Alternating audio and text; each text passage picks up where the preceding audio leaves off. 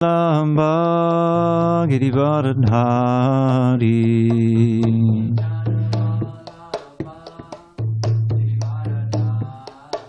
Jaya Gopi Janavallabha Girivardhari Alabha Girivardhari Yashodanandana Brajana Ranjana Yashodanandana Brajana Ranjana Brajana Ranjana Yamuna Tiravanachari Tiravanachari Yamuna Tiravanachari Jaya Radha Madhava Kunja Bihari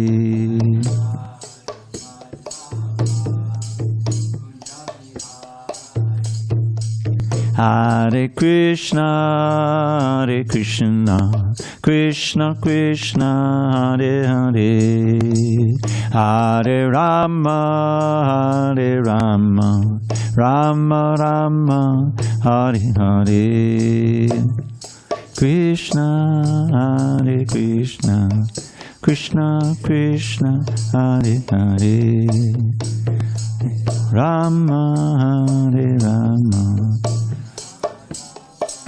Hare Hare, Hare Krishna, Hare Krishna, Krishna Krishna, Hare Hare, Hare Rama, Hare Rama, Rama Rama, Hare Hare,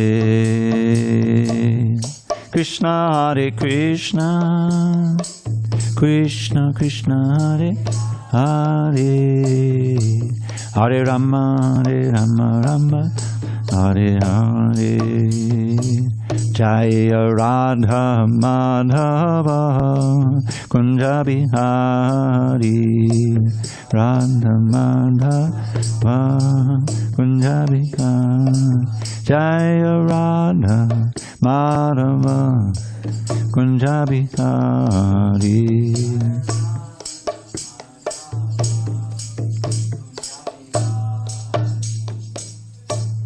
Jai Om Vishnupad Paramahansa Padavadikacharya Ashtottara Shri Srimad Divine Grace Srila A.C. Bhaktivedanta Swami Prabhupada Ki Jai. ISKCON BBT Founder Acharya Srila Prabhupada Ki Jai. Jai Om Vishnupad Paramahansa Padavadikacharya Ashtottara Shri Srimad Divine Grace Srila Bhakti Siddhanta Saraswati Thakur Ki Jai. Ananta Koti Vaishnavin Ki Jai. Namacharya Srila Haridas Thakur Ki Jai. Srimad Bhagavad Gita Ki Jai. Samaveda Bhaktivinoda Ki Jai. All glories to the assembled devotees. All glories to the assembled devotees. All glories to the assembled devotees. All glories to Shri Guru and Gauranga. Okay. So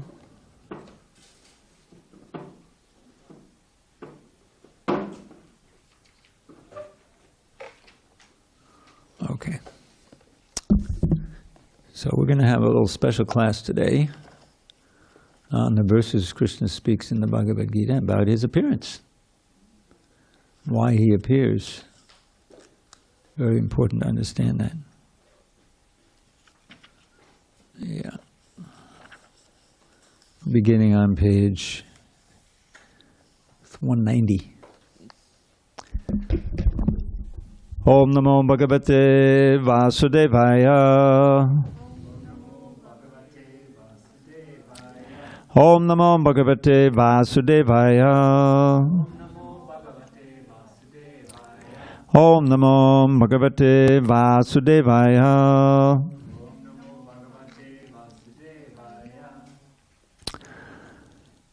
On this 5th day of September 2023 in San Diego, Janmashtami Eve, we're reading from Srimad Bhagavad Gita as it is, translation and commentary by His Divine Grace A.C. Bhaktivedanta Swami Prabhupada. And we will be studying from chapter 4, text 7, page 190, which explains, Krishna's explaining why and when he appears. Yada, you see it? Page 190?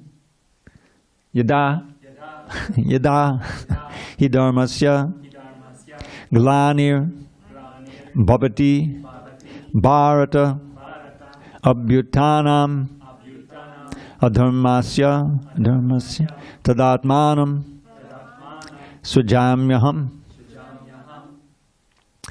yada yada hi dharmasya,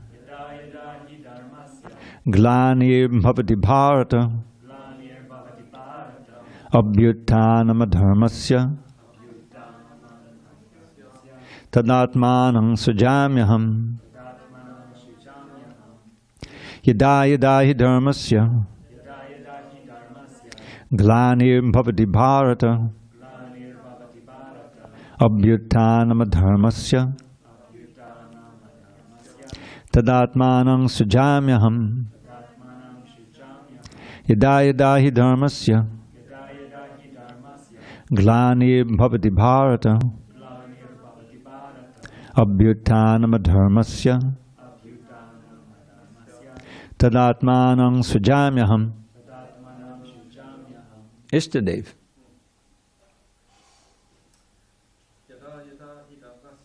Yada yada hi dharmasya, glanir bhavati bharata, abhyutanam adharmasya, tadatmanam sujamyaham. Anyone else want to try over here? Go ahead. Yada yada hi dharmasya, glanir bhavati bharata, abhyutanam adharmasya, tadatmanam sujamyaham. Yada yada hi dharmasya, glanir bhavati bharata, abhyutanam adharmasya, tadatmanam sujamyaham. Haribol. Go ahead. Go ahead, Abby. Not hi, but he. Yada, yada, he. Yeah. Yada, yada, hi dharmasya, glanir bhavati bharata, abhyutanam masya, abhyutanam dharmasya, tadatmanam, tadatmanam. Yeah, it's completely phonetic. Every syllable is pronounced. Tadatmanam. All right, try it now. Tadatmanam. Keep going. This is tough. Srajam yaham. Tadatmanam srajam yaham. All right, let me do the synonyms. Yada yada, whenever and wherever, he, certainly, dharmasya, of religion, glanihi, discrepancies, bhavati, become manifested, bharata, O descendant of Bharata, abhyutanam, predominance, adharmasya, of irreligion, tada, at that time, atmanam, self, sujami, manifest, aham, I. Translation. Lord Krishna says to Arjuna, whenever and wherever there is a decline in religious practice, O descendant of Bharata, and the predominant rise of irreligion, at that time I descend myself. Purport. The word sujami is significant here. Sujami cannot be used in the sense of creation, because according to the previous verse, there is no creation of the Lord's form or body, since all of the forms are eternally existent.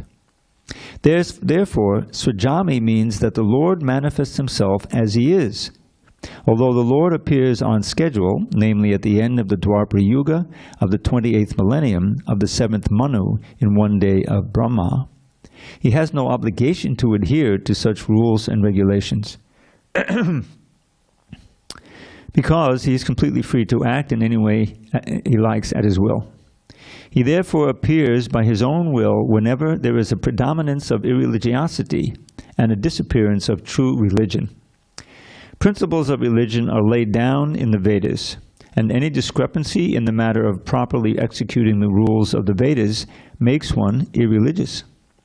In the Bhagavatam, it is stated that such principles are the laws of the Lord.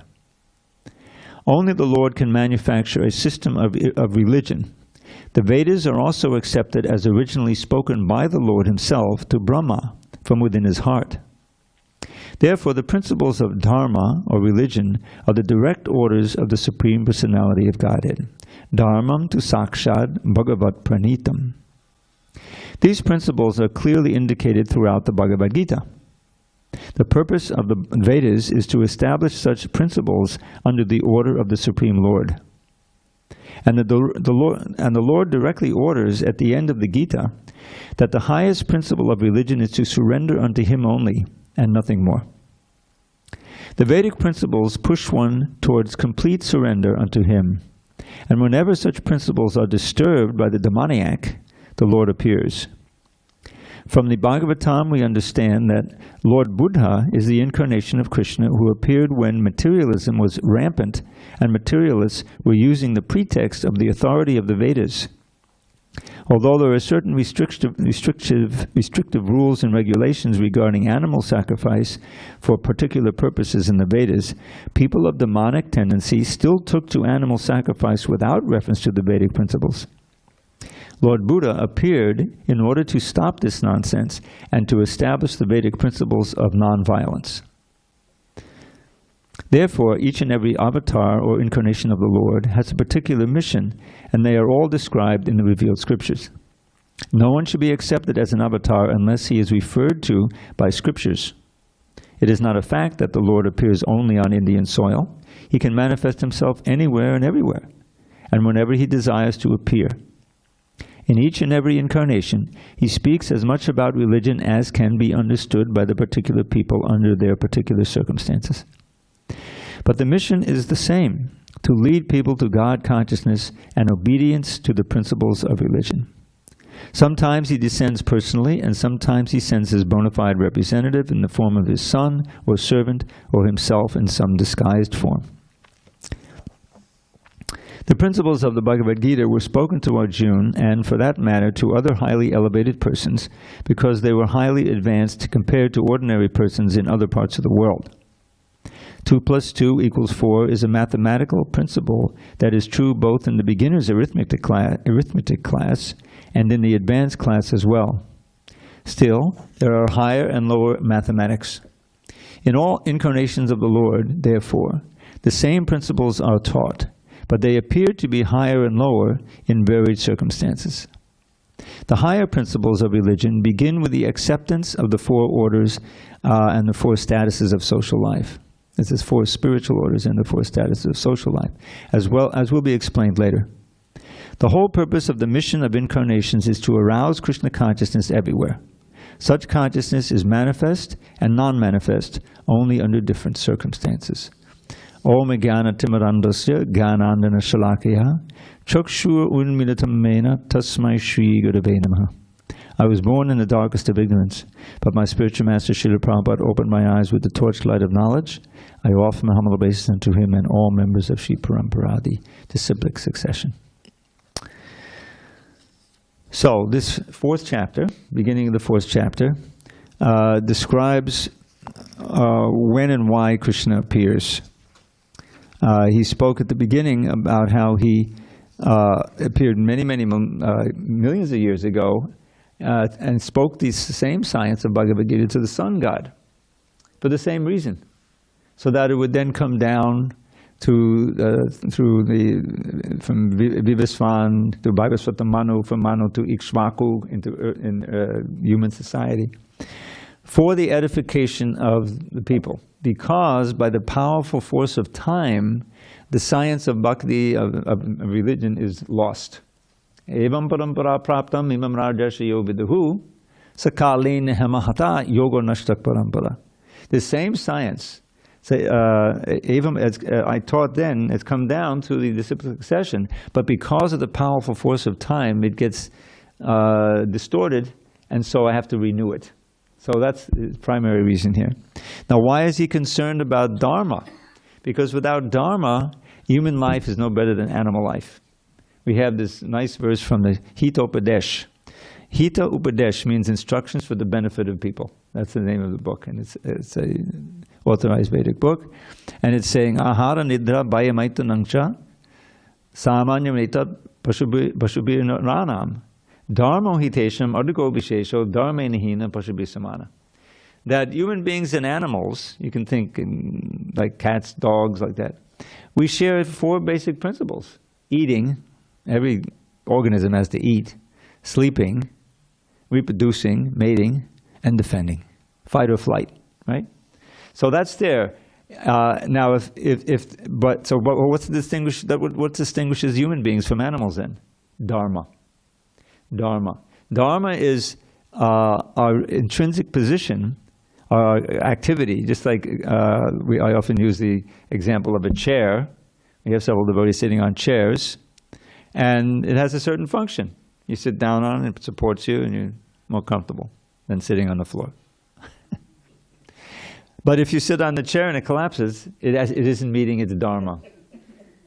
If you add the little, you're in a rush, and you add a little white powder to the charanamrita, but it's not sugar, it's salt, you've ruined the charanamrita. Salt has a dharma of saltiness, and sugar has a dharma of sweetness. And if you have a little white powder that's supposed to be sugar, but it's salty, it's not meeting its dharma. It's not, it's not really sugar. So similarly, human beings have their dharma, their intrinsic nature, which is to serve, and ultimately, originally to serve Krishna. That's our actual nature.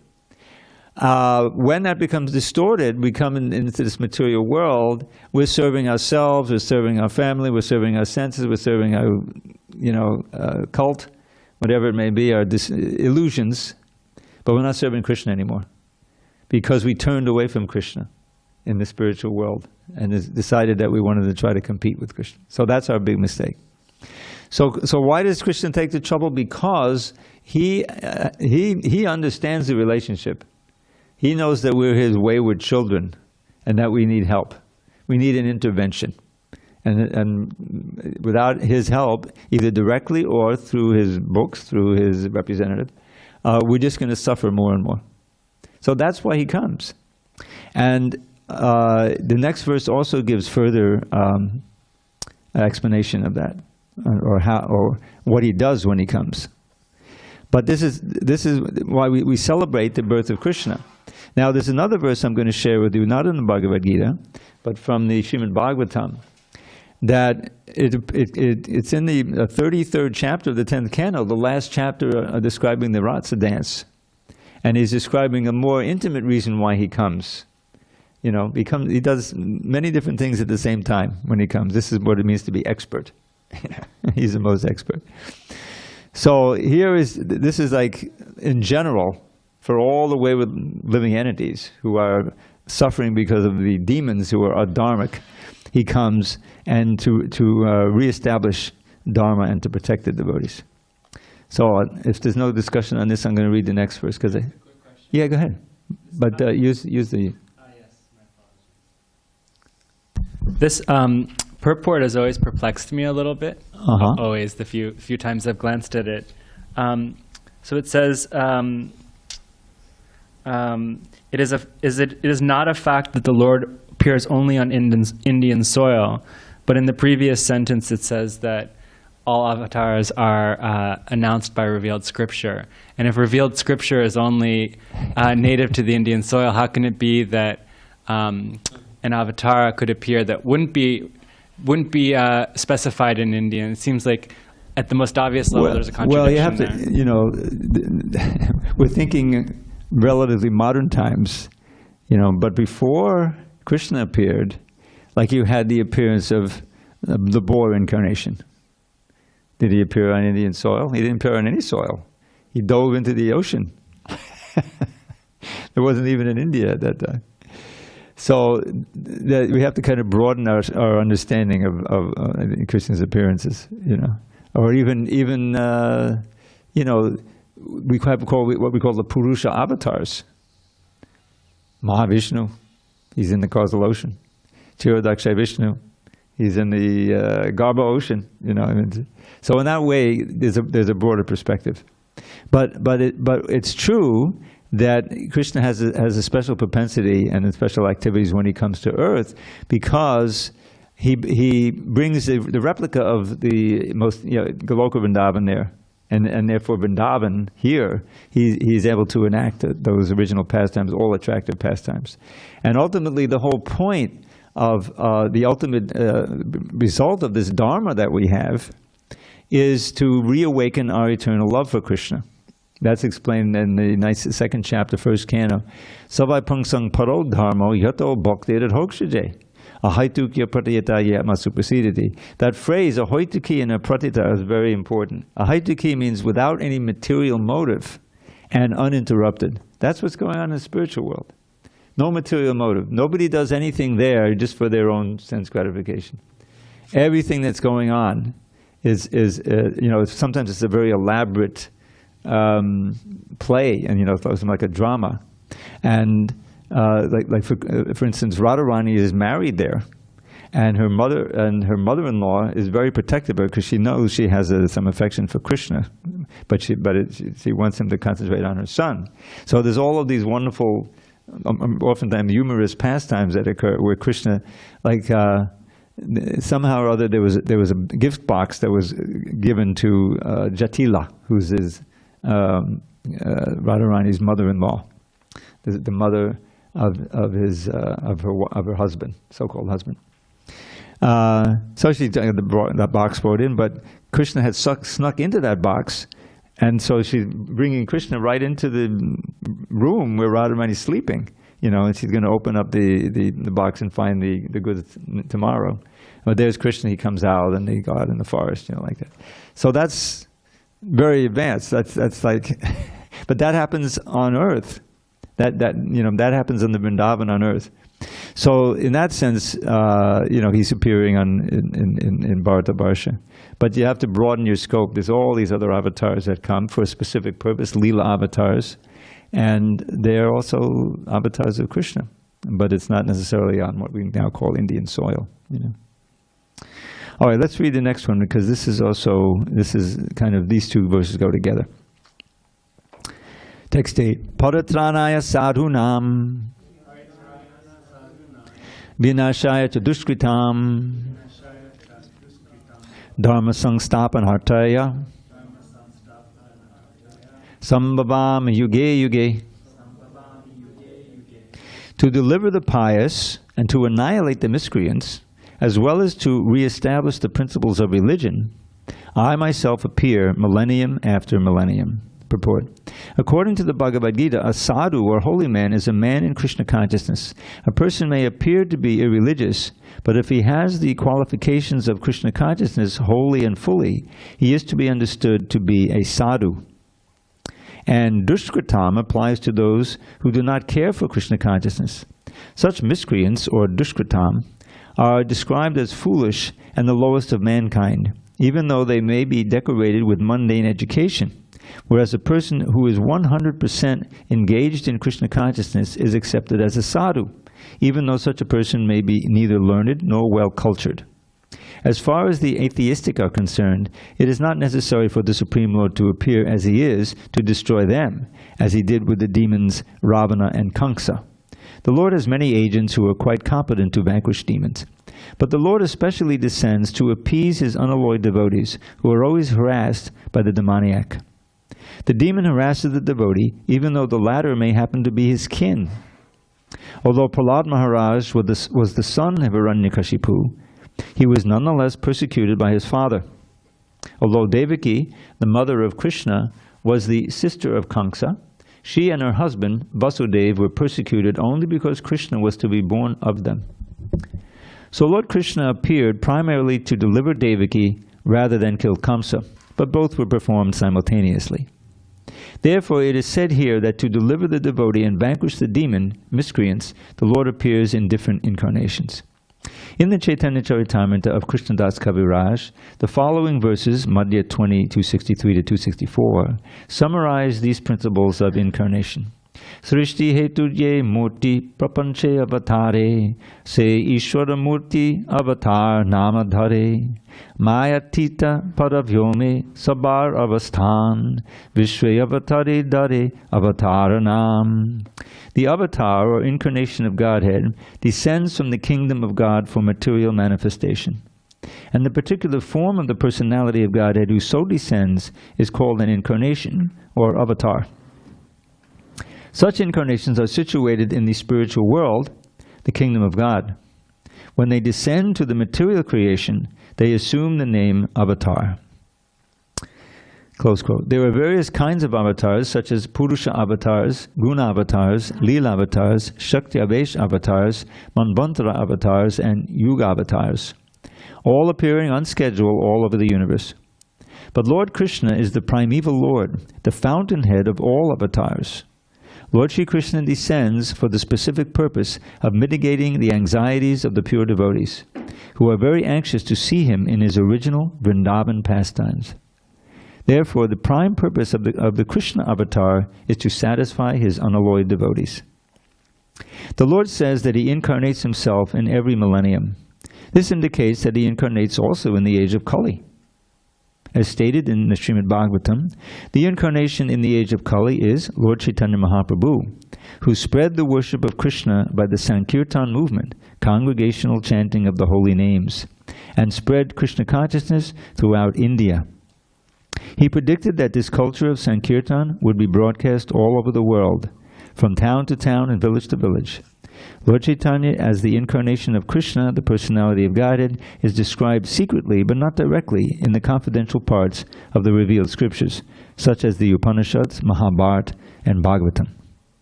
The devotees of Lord Krishna are very much attracted by the Sankirtan movement of Lord Chaitanya. This avatar of the Lord does not kill the miscreants, but delivers them by his causeless mercy. Hare Krishna.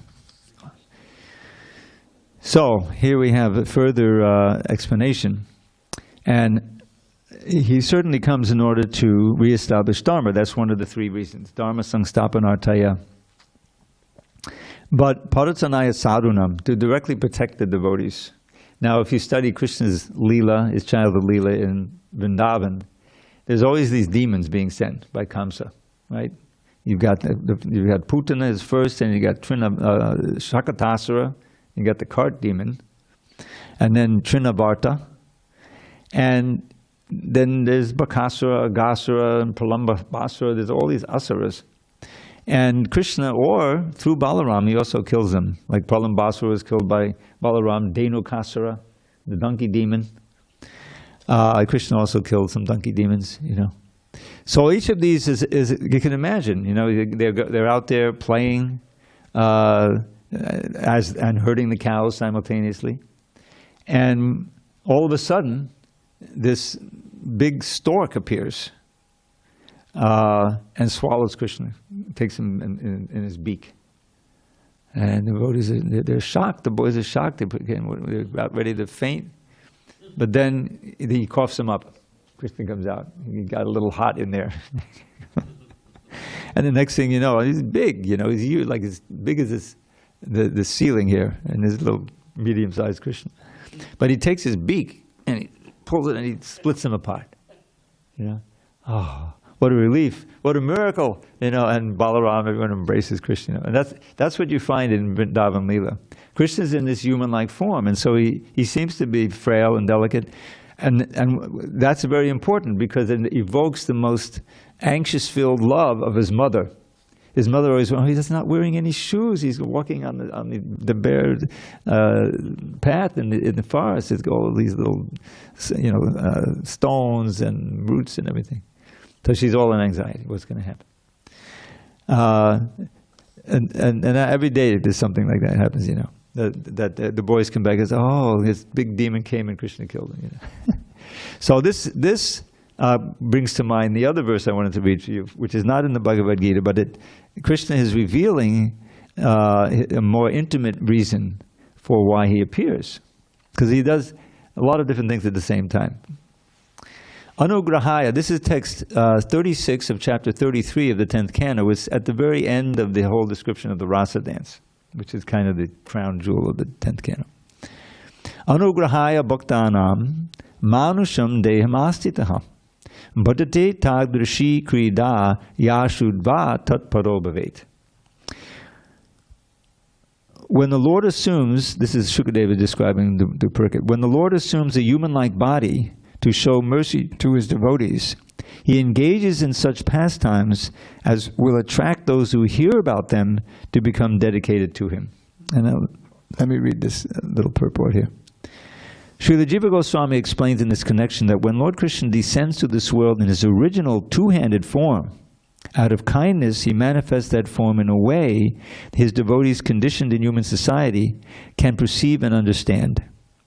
Thus, here it is stated, Manusham dehamastitaha, he assumes a human-like body. Of course, it's original form, but it seems to be frail like a human body. Srila Vishnu Chakravarti glorifies the Lord's conjugal pastime, stating that these romantic affairs have an inconceivable spiritual potency to attract the polluted heart of conditioned souls. It's an undeniable fact that any pure or simple-hearted person who hears narrations of the loving affairs of Krishna will be attracted to the lotus feet of the Lord and gradually become his devotee. So this idea that he engages in the activity and it provides subject matter that you can hear about and become attracted to Krishna. These are all attractive pastimes. Just as in this Janmashtami, generally, if you're going to hear some pastimes, you'll hear the baby pastimes, all attractive, with his mother. I mean, it's so startling, but so endearing. He completely hides his divinity and acts just like a naughty child, We're coming up on, in a month or two to Kartik, and we'll be glorifying that pastime where he breaks the butter pot, he runs from his mother, he's caught from his mother, he's tied by his mother, So all of that is so endearing because he hides all of his divinity, but the all-attractive nature of the Yashoda's relationship with him, of unconditional love. Talk about a hoitikiya pratayata, meaning with no material motivation, and uninterrupted. So she's the ideal of maternal love. The love is, she's glorified up and down because she embodies that love. And the gopis have the same kind of maintenance feeling for Krishna, but they have also the unconditional conjugal attraction to Krishna that is added in there. So they're actually the best, the most selfless, and but they're all exalted. So he enacts his pastimes that will then be written down and provide subject matter for hearing, which will further enliven all the devotees on the earth and then take them all back to Godhead. So this is what Janmashtami represents, is Krishna's appearing out of his causeless mercy, and there was the pastime of birth itself is so enlivening. That Krishna has come, and that there's hope for the world. And now we also read here about how Lord Chaitanya is also Krishna, and he provides a means that is suitable to this age. Even what Krishna did, I probably will often say, well, Krishna demanded that we surrender unto him, and then he would deliver. But Lord Chaitanya doesn't demand that. He just says, chant, in any condition. Surrendered, unsurrendered, you can be jai, vijay, but you chant, and then you take prasadam, and you hear, and then you'll be delivered. The surrender will come eventually, but the process is so potent that you're caught up in it, and purification takes place, and the surrendering becomes naturally over time, if you're sincere. So we're so blessed. I remember my first Janmashtami back in '73. I joined in April of '73, and then August, September came around, and it was the first Janmashtami. And I heard that you should try to give Krishna a gift, at that time. So I had I don't know where I got a few dollars from, but I had some money, and I went into the city. I'm in Brooklyn, so I'm going into Manhattan to a place I knew, and I got this little jar of high quality oil that you put on, for cosmetic oil, and it was used. It was accepted and used, and I was very happy that you could do that. And just to have, the presence of the deity and all the devotees glorifying, it's automatically uplifting. The very festival of Janmashtami is a very potent event for attracting people and for enlivening the devotees. So we're very fortunate that we have this, and Prabhupada explains, Krishna is explaining why he appears and what his function is. And we can directly experience it in our own lives. That yes, if we take Krishna's words and we try to follow the principles that are laid out, we'll feel the purification, we'll feel the attraction for Krishna, we'll feel the benefit on our lives coming out of the darkness of illusion to the light of realization. So it's a very auspicious time of the year. Any questions, discussion? I'll lay a few poems on you. All right. So years ago, in 2004, I was working with my dear friend Sura, who is in LA. He was working with the BBT for many years. Very wonderful devotee. And each year we put out a calendar. Unfortunately, this year we made mistakes. You may have seen the newsletter. This month, we're going to have the appearance, I think it's appearance of Bhaktivinoda Thakur. I forget what day, but it's not on the calendar. So, yeah, we'll let you know. Read your newsletter. It's in each newsletter that's coming up. Anyway, so he had the idea that, well, why don't we do a little desk calendar? Because this is a hanging calendar. I don't know if you ever get the calendar. Each one has a beautiful illustration. We do a little caption, and then there's all the dates and everything. They probably still have some in the store. So he decided, he had, why don't we do some get a desk calendar that you can put on a desk, But it would have the same format. There would be also pictures and a caption like that. So maybe I can write a poem for each picture. What do you think? And he agreed. So that's how I started with the poetry.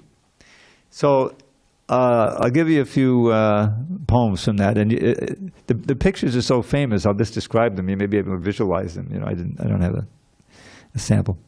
So the first one is Krishna walking into the forest with his friends.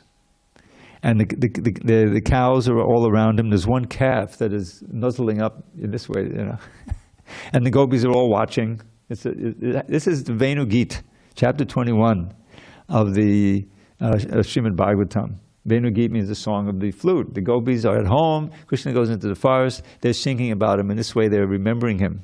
And as he goes, through, it's very wonderful, Venu Gita. So, but there's an introductory verse describing the whole scene. And I took that verse and put it into the first poem. So I'll just give it in English. But it's I have 3 chronological verses, and then we'll start with that. So he says, with lovely peacock plume upon his head, and fragrant flower placed upon each ear, he enters Braja's wood with graceful tread, a handsome dancing actor without peer. Now he's not alone. He's got Balaram there and all the cowherd boys and all the cows, He's going in. Without peer. His golden yellow raiment brightly glows, his splendid garland reaches to his knees, and from his luscious lips the nectar flows, and fills his flute with charming melodies. As Krishna thus begins his blissful day, with cowherd friends who sing his glory sweet, he beautifies Vrindavan's forest way, with fine impressions of his lotus feet. So now, then they proceed, and the gopis are all looking until the last dusk. They can't see, he's in the forest. Now they're in separation. But Krishna and Balaram, when they get going, they're at the Yamuna, they start running. Because now they're free, they can, really go. So they're running, the cows are running, and the boys are running after them. So there's a poem about that. There's a painting for that. If you know the painting, it's special. Let's go, said Krishna, don't delay at all. And he and Balaram began to run ahead of all their cowherd friends who called, "Oh Krishna, Rama, let us join the fun." And off they ran to Braja's forest haunts, to play in every bower, grove, and sward. A sward is a meadow. The boys would tease their friend with playful taunts, forgetting his position as the Lord. Shri Krishna is inviting us as well to join him in his pastimes, which enthrall. The wise heed Krishna when they hear him tell, "Let's go, my friends, do not delay at all." And then the third one, they're deep in the forest. Krishna is swinging on a little swing from a bough of a tree. And he's got two boys on the swing with him, and others are pulling, you know. For Krishna and his multitude of friends, a festival of joy each day would bring. A special thrill in Braja's forest glens was riding with them high upon a swing. So these are some of the boys. O Ujjvala, Sridhama, Bhadrasena, just see Vrindavan's bountiful delights. The peacock's dance, the songbird's sweet refrain, the lakes and hills and other scenic sights. All these make this the best place on the earth for us to play all day and herd the cows. Thus Krishna, in a mood of sportive mirth, enthused his friends while swinging from the boughs. So then there's one where he's sitting without any boys, but he's sitting in the forest, and he's got a little dove on his hand, and there's a little deer and a cow and another animal. I forget which one, but I think it's in the poem. And they're just around him, and he's looking very beautiful, and they're interacting, you know, in prema. The sweetness of Sri Krishna's form beguiles. Still sweeter is his face, like autumn moon. But sweeter than the sweetest is his smile, whose luscious beauty makes the gopis swoon. Govinda's beauty captivates the doves, the swans, the deer, the cows, and every tree. Indeed, in Braja, every creature loves Sri Krishna and is drowned in ecstasy. That all enchanting land is paradise, our home where we may dwell eternally. Most welcome there are those who pay the price to learn to love Sri Krishna perfectly. And then there's a couple of ones, the binding, you know, of Krishna, Manu Yashoda, very famous painting. And also the complaints of the gopis. The gopis take the excuse of Krishna's, he's stealing butter. He and Balaram steal butter from their storerooms, you know. So they go to Mother Yashoda to complain. They really want to just see Krishna, you know, but they on the excuse that they're complaining. So that sets up a whole mood there, and there's these beautiful verses about it. So you don't see the gopis, but there's this picture of Krishna with his hand in, you know, he's a little baby, and he's looking at you with the most delightful, attractive effect. And he's got his hand in the butter pot, and his butter he's pulled out, you know, and he's made a mess. But he's looking at you with the most delightful, charming face, exactly like he looked at the elder gopis. So Mother Yashoda's friends approached her and complained about her naughty boy, the butter thief. Oh friend, this son of yours must be restrained. He simply torments us with no relief. We trust that you will thoroughly chastise this naughty child who steals and eats our food. But then he looked at them with love-filled eyes, awakening their sweet maternal mood. And so Yashoda and her friends were drowned in waves and whirlpools of maternal love. In all three worlds no greater love is found. Its home is in Goloka, far above. And now, I think the last one I have is Krishna and Radha swinging. We just had the swing festival. So that's a replica of the original pastime there. So there's a beautiful painting of it. All these have paintings. So they're swinging very, beautifully next to the Yamuna. The Yamuna is right there. So. Where clear Yamuna flows and songbirds sing. Where blooming flowers spread their sweet perfumes, where clear Yamuna flows and songbirds sing, where all the land a lovely light illumes, Sri Radha and Sri Krishna gently swing. This idol of their love in Vraja's bowers forever charms their dearest devotees, yes, whose heart Sri Krishna's sweetness overpowers, obscuring his prodigious potencies. Whatever in this world we know as love is just a shadow of the love they feel. The wise aspire to learn the secrets of devotion's path and taste that love ideal. So there you have it. Now, I think I have a few more. Oh, I can do Indranila. We have time. We'll do Indranila. So this is a coming attraction for tomorrow. I'll do it with a slideshow. You may have seen it before, some of you, either live or online. But that's a tradition. Like now, I don't have much of a time slot. That may be all I can do. But here's a coming attraction. I didn't bring my little drum. In the Nilamani Manjulavana Pullani. This is called the first Kunja Biharastika, the first series of 8 verses by Rupa Goswami in the Stavamala describing Krishna as the enjoyer in the groves of Vrindavan. In the Nilamani Manjulavana Pullani Pukasamanchatakarana Krishna Lambada Kishora Sihari Sundaro Jayat Kunja Bihari. His smooth complexion conquers sapphire stunning to the eye. Kadamba blooms with fragrance full on each ear gently lie. His beauty's greatened by his chest, where Gunja necklace stays. All glories to the Lord who in Vrindavan's forest plays.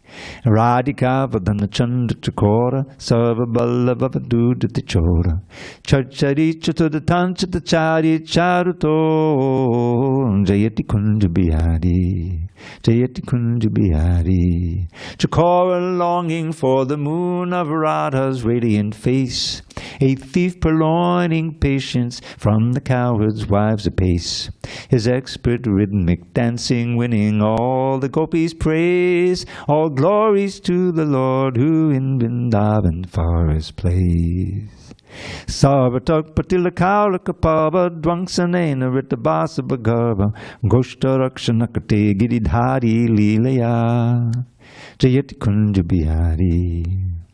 When Indra's sacrifice he stopped, he stole the Deva's pride.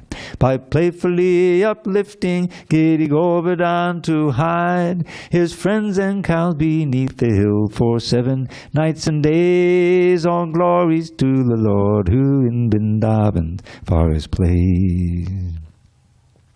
Ragamandala Vibhushita Vangshi Vimbramena Madanosa Vrashangsi Stuyamana Charitakshukashari Shrenabi Jayat Kunja Bihari. Heartwarming warbling melodies adorn his flute which sings of Cupid's fest, to him unending happiness it brings. The pirate pair his loving pastimes never tire to praise. All glories to the Lord who in Vrindavan's forest plays. Sat Kumbadutihadu Dukula Kek Chanda Gavaraj the Chula Navayova Nana Sanvajanari Ranjano Jayat Kunja Bihari. His glistening silken garments steal aglow by gold possessed. His crown of perfect peacock plumes defeats all other crests. Vrindavan radiant girls rejoice to see his loving ways. All glories to the Lord who in Vrindavan's forest plays. Stasaki Kotosugandhi Patira Swanakanti Padishobikatira Radiko Natabayor Nanavari Kundaro Jayati Kunja Bihari. Most fragrant sandal paste anoints his limbs so slightly blue. A splendid golden belt adorns his waist, he's likened to an elephant bound by the ropes of Radha's winning ways. All glories to the Lord who in Vrindavan's forest plays. Godadata Tilakoda Labhala gave the Chantalita Chambakamala. Adnikanda the Guhesha Bisari Subhravam Jayati Kunja Bihari. His forehead glows with golden tilak skillfully applied. His playful pastimes swing his champa garland side to side. He meets the gorgeous gopis for the rendezvous in caves. All glories to the Lord who in Vrindavan's forest plays. Vibhramocha Dadgantana Nritya Chipta Gopalanakala Kritya Brahma Mata Vishabhana Kumari Ranjano Jayati Kunja Bihari. Their work ignored, the coward's wives are nearly paralyzed when dancing glances strike them from the corners of his eyes. Ecstatic hero setting love-mad Radha's heart ablaze. All glories to the Lord who in Vrindavan forest plays. Ashtakam Ashtakam Madhutakunda Bihari Kridaya Patatiya Kilahari Sapayati Vilasat Padabhagam Tatsapara Kamalachana Ragam. The pastimes that the Lord enjoys in Braja's sylvan bowers enhance this octave's beauty and pour forth pure nectar showers. Whoever hears these verses soon acquires saintly traits and serves his luscious lotus feet with love that ne'er abates. Hari Hari Bol. Hare Krishna. Hari Bol. Well, I have a few others. We have a little few minutes here. Okay, so this now listen carefully, because every word in this one begins with M. Yes. I write the English, not the Sanskrit. That's by Rupa Goswami. Can I ask a question about the meter you use, or the tunes? Are those your own? That's my tune, but it's built-in meter. Built-in meter, Yeah. The tune is. The tune is just an old jazz background. I sing a different tune every time. You sing a different tune. Oh, maybe a little varied anyway. It's not, but yeah.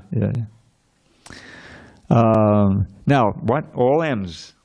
Madodesha Madudi Mayamadava Munadi Matallika Amugdha Mama Madana Mohana Madama Daya Manaso Maha Mahamoham. Every word begins with M. This is tour de force. Rupa Goswami wrote it. I didn't. O Master of Mathura, lovely Lord of Goddess Shri, who places maddening melodies upon your Murali, O Cupid's charmer, please redeem a life till now misspent by joyfully destroying my extreme bewilderment. Okay, what else have we got? Okay, when I do this one, I always think of Balaram Das, because he knows this one. Nitang navanava nitam kainatapitam payakame munari. Idisamodi latandam bhuma balam namami gopalam. This is Bilvamangal Thakur, who wrote Krishna Karnamrita. He's throwing a tantrum. A little boy said, "Who stole my butter?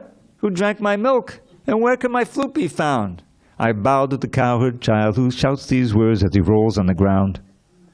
He's throwing a tantrum.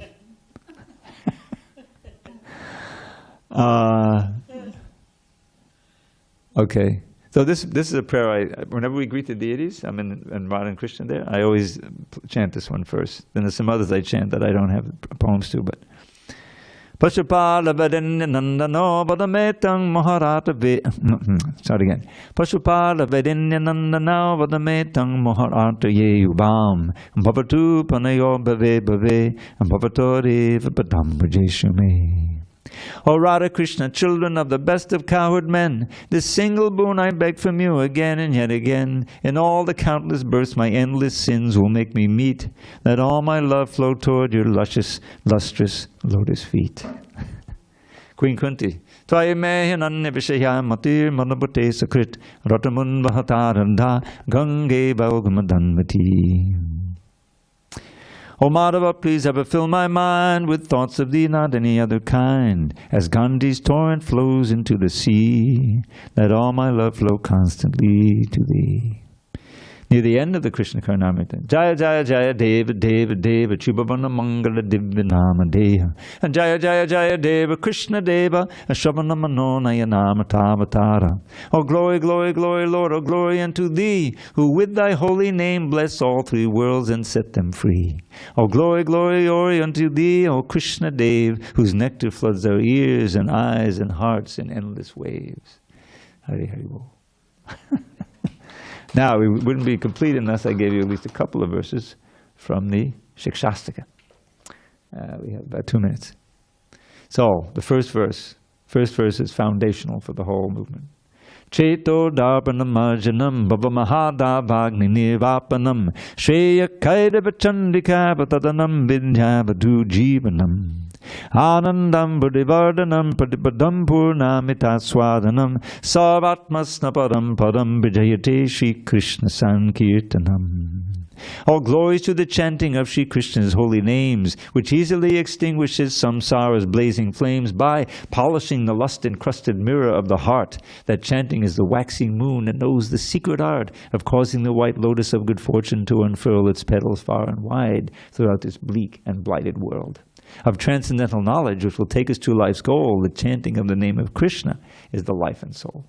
The ocean of ecstatic bliss floods far beyond its bounds, wherever Krishna's merciful and mystic name resounds. Indeed, whenever Krishna's names are sung in congregation, at every step one tastes a joy that knows no limitation. So hear with great attention as I earnestly request, please chant Shri Krishna's holy names and be supremely blessed.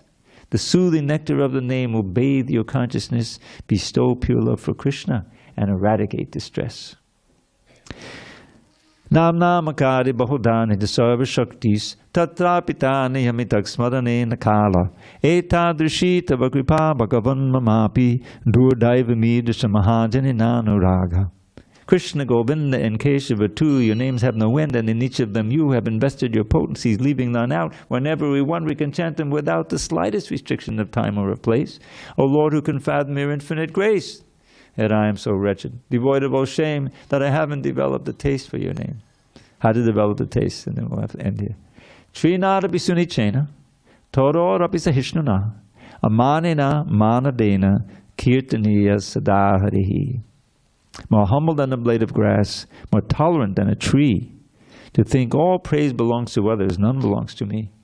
Such qualities attract the Lord to bless one with the power to chant His name incessantly until the final hour.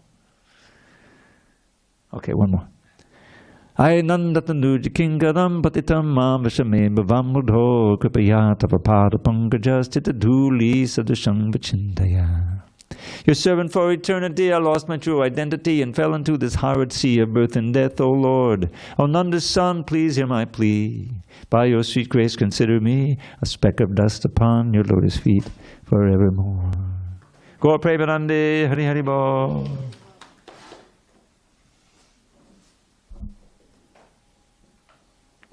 So if you want to see that, I don't know if you've ever got Dravida, Mayapur on YouTube. Check it out. Dravida, Mayapur. Search for Dravida, Mayapur on YouTube. 18 years ago in Mayapur, I did the Shikshastika. And Radhanath Swami was behind me. I've seen it. I've watched it. Yeah. And there's Indra and Vyasaki and Shachidananda Swami. After all these years, it has about 20,000 hits. Indeed, that's viral.